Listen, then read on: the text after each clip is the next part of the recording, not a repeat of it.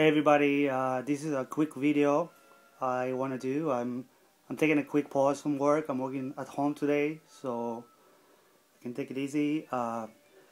It's a little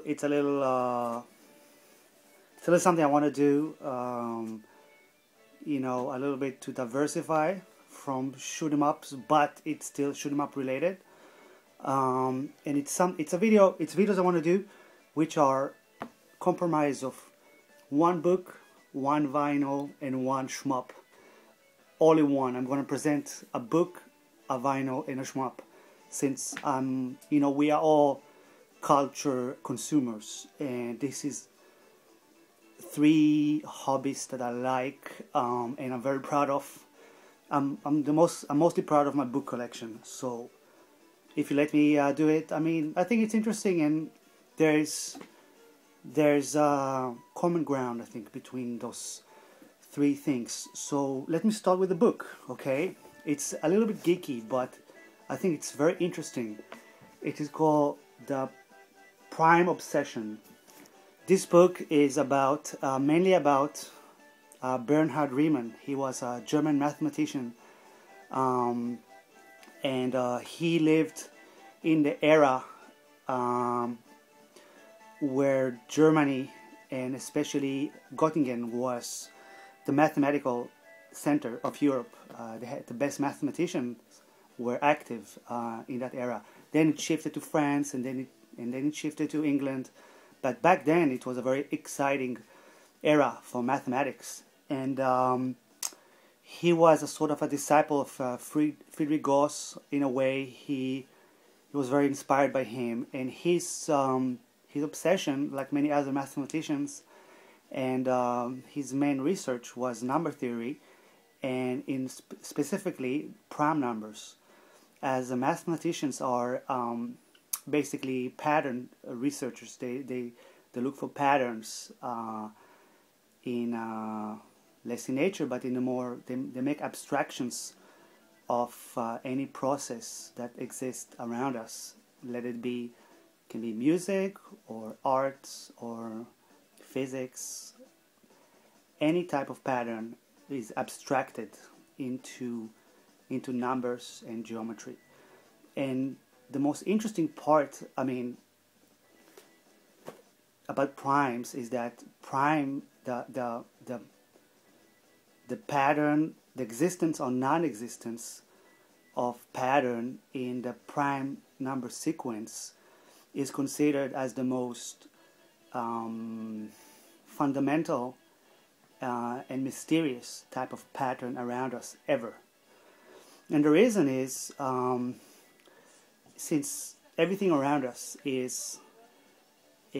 can be broken down, can be abstracted, can be taken out of its properties, stripped out of its properties.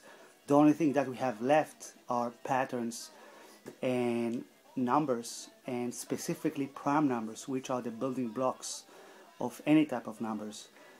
And along the years, with the research that was invested into prime numbers, a lot of new theories and a lot of new types of numbers were discovered, such as complex numbers.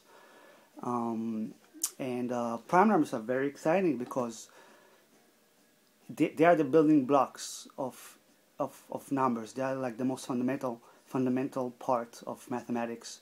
It is as if something was decided for us upon creation, something arbitrary, something that is, I don't know if it's natural, it's the most godlike thing, and it is the prime numbers. It would not yield its secret until today. There's theorems that it can approximate behaviors of the sequence of prime numbers, but it is still a very mysterious subject, and it's very interesting. So this book goes just a little bit, it touches into some technical details about the theories of Gauss and Riemann and Hilbert and all these German mathematicians, and their history, and a little bit of their private life. And it's very interesting, it's very exciting, because everything around us we can doubt everything, and we can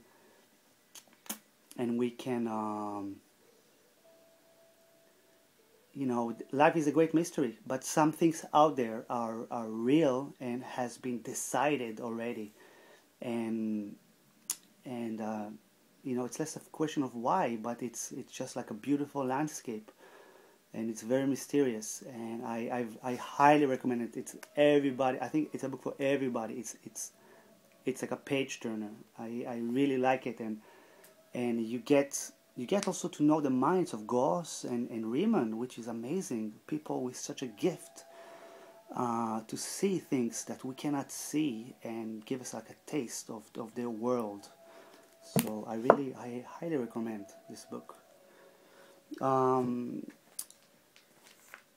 the vinyl I want to recommend is kind of a silly name, but the band is excellent, and it's the music we're listening right now in the background.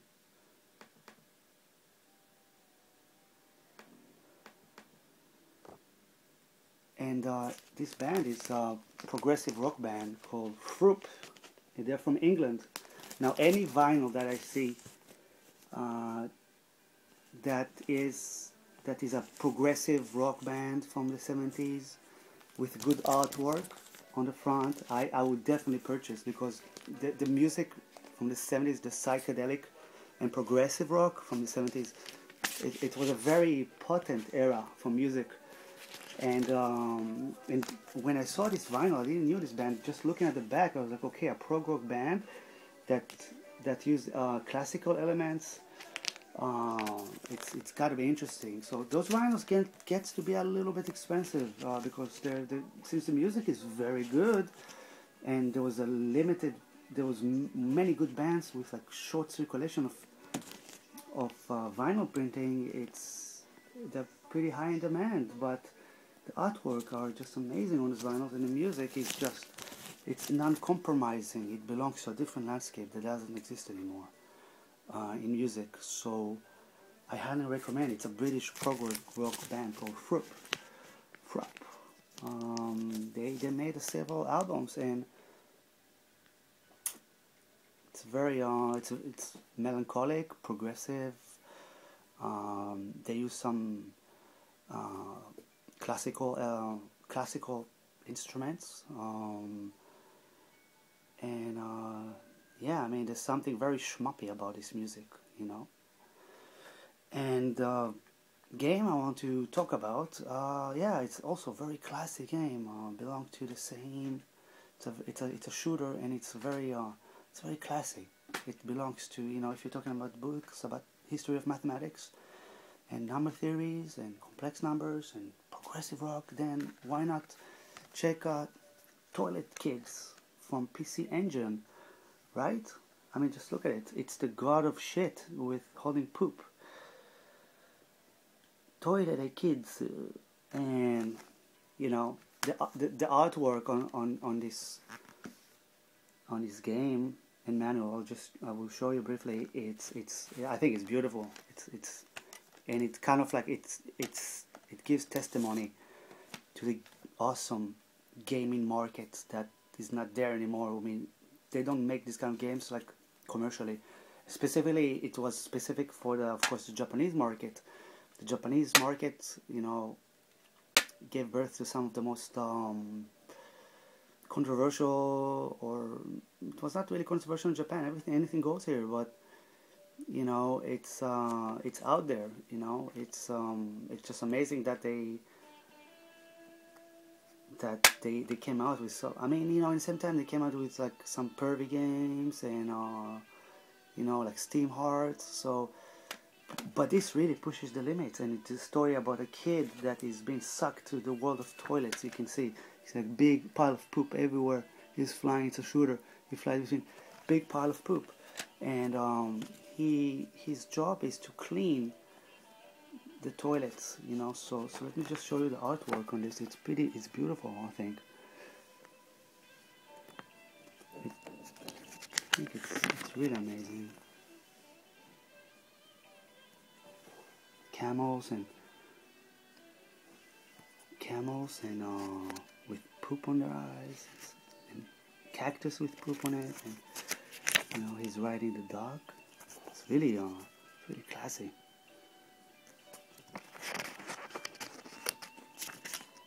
I mean, just look at it. Hold on, I will show you my favorite one.